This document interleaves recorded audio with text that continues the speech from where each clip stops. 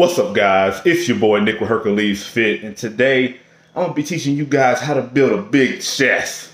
A chest that your wife, your girlfriend, your side piece wanna lay on. So let's hop into it. All right, so when you're trying to build a big chest, it's gonna come down to hitting a lot of different angles. I talk about this a lot on this channel, but it's the truth. When you're trying to build any muscle group, you want to hit it from different angles to give it different avenues for growth. Break down different parts of the muscle fiber equals more growth. So if your chest, that's going to be mainly these areas. A lot of people think of chest as upper, middle, lower. I don't look at chest like that. I look at chest as upper, middle, side. Like that side piece, side chest. So I'm going to be dispelling a lot of myths in this video. So there's gonna be some things that you've been hearing that I'm gonna say that is gonna contradict what other people have been saying, but trust me, hear me out. This is what I picked up. So one of the first things when you're trying to build your chest that you should do is you should stop locking out on your presses. Now, before y'all hit me up with the, oh, you have to lock out. That's what Jeff Cavalier said. Fuck Jeff Cavalier. I ain't Jeff Cavalier. I'm Nick Niggalier. So listen to what I'm saying. You don't have to lock out on your presses, especially your chest press, to build muscle.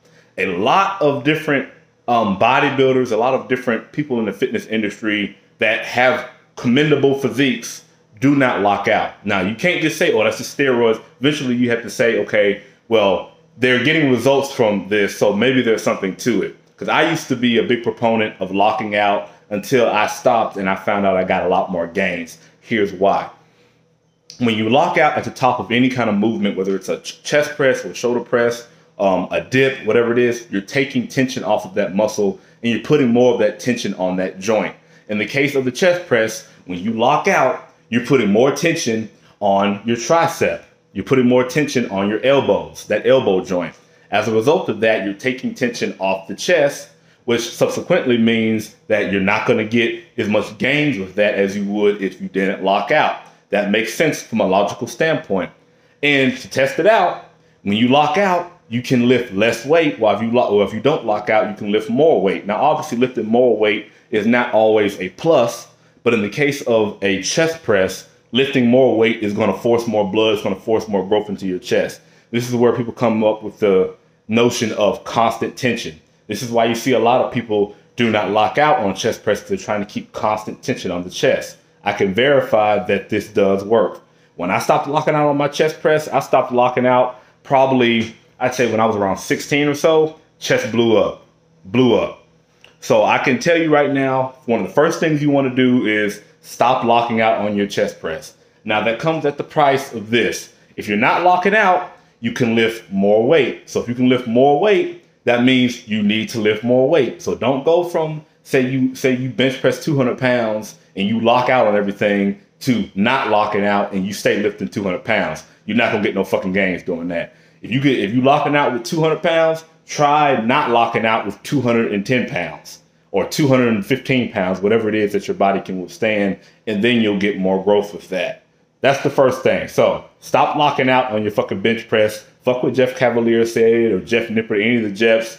Then listen to what Nick Niggalier said. Listen to what I said. I promise you. So second thing you want to do is you want to make sure you're doing the right movements. Now, there's obviously a lot of different chest movements that you can do, and if one of these movements that I say is working for you, keep doing it. I'm not telling you not to do it. I'm just saying this is just what I have noticed has worked the best for me.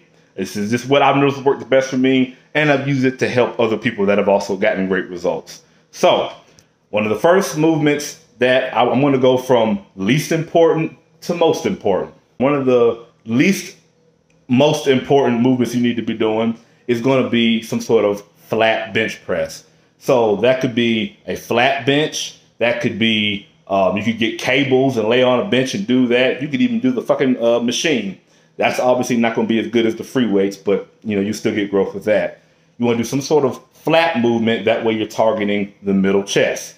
Because like I said, you got upper, middle, and outer. I don't fuck with the lower, and I'm about to tell you guys why at the end of this video. So you want to be doing some sort of flat bench press. It could be flat dumbbell press, it could be flat Barbell bench press, it could be a machine press. Any of those are good movements to target the middle chest. Like I said, don't lock out and go as heavy as you can for 8 to 12 reps. Second best exercise is going to be some sort of fly.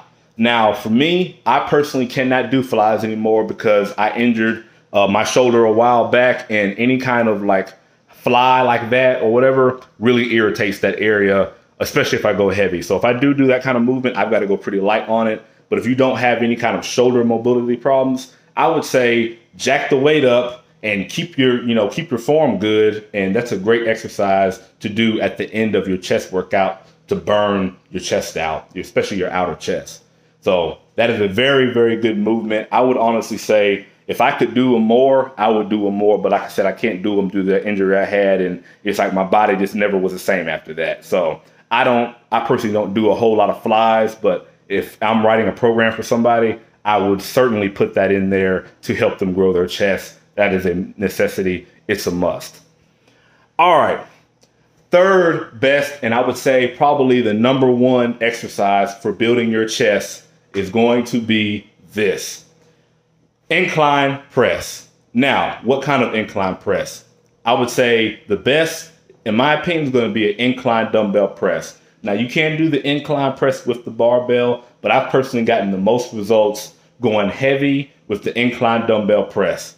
I don't know what it is about that movement, but it really builds that upper chest. It really gives you that 3D look to the upper chest in a way that the flat bench or even the pec deck doesn't do.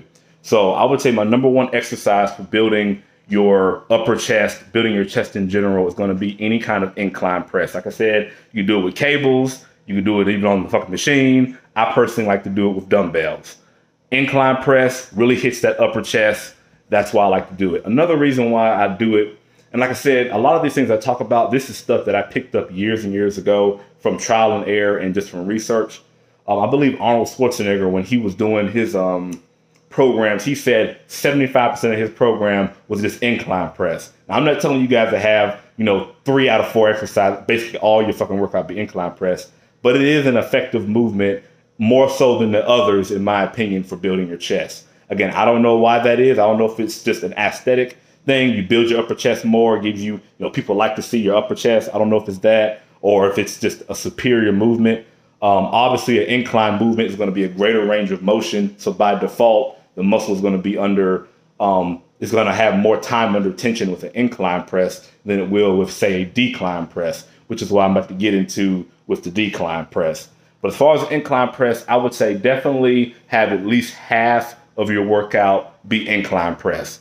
Some sort of incline press. Like I said, doesn't matter what kind, some sort of incline press, for sure. Definitely noticed a lot more gains, especially when I was around 16 or so, when I was experimenting with some of these different principles that I'll talk about now. Learned a lot, made a lot of progress with the incline press. Chest definitely started perking up when I started doing way more incline dumbbell press in particular.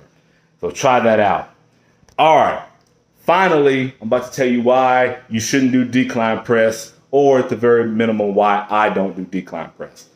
I used to do decline press when I was around 16 or so. Again, following what everybody else is doing. Everybody was like, you gotta do decline, help build your chest or whatever. I heard a couple different channels say that. I think Hodge twins, they were a big proponent of decline press or whatever. And I tried it out, did it. Didn't really work that well for me. Obviously, you could lift more weight with a decline press because it's the opposite of an incline press. It's a greater range of motion. So as a result of that, you can lift 10, 15, 20 more pounds on a decline press than you can on a flat or incline press. But it comes at the price of it's not as effective of a movement as the incline or the flat bench press. So as a result of that, I don't tell people to do decline. I say if you want to work your lower chest, I would say do something more like dips. If you do dips heavy, that's going to target your lower chest, especially if you do them correctly. So I would say dips or weighted dips, or you could do the dip machine. All of those will hit your lower chest, and I believe they're a better movement than doing a decline bench press. Now, again, if you want to do a decline press, it works for you. You've made lots of progress with it, do it. I'm just saying from my personal experience, I've gotten more out of the other exercises I talked about than doing the decline press. So that's pretty much why I don't do it. So anyway, guys, I'm about to wrap this video up. I literally just talked about your best chest movements for building your chest. I talked about why I don't do decline press, and I also talked about why incline press should be the #1 movement you're doing for your chest if you want it to grow and you want it to get big as fuck. So, hope you learned something from this video. Like, comment below other topics you want me to talk about. Check out my merchandise. Check out my apparel, teespring.com/store/Hercules Fit. Link in the description below. Email me for any kind of coaching. Got a new program out. Gonna be sharing that soon. You guys are gonna love it. I appreciate you guys. I love you guys. It's your boy Nick, your boy Hercules, signing out.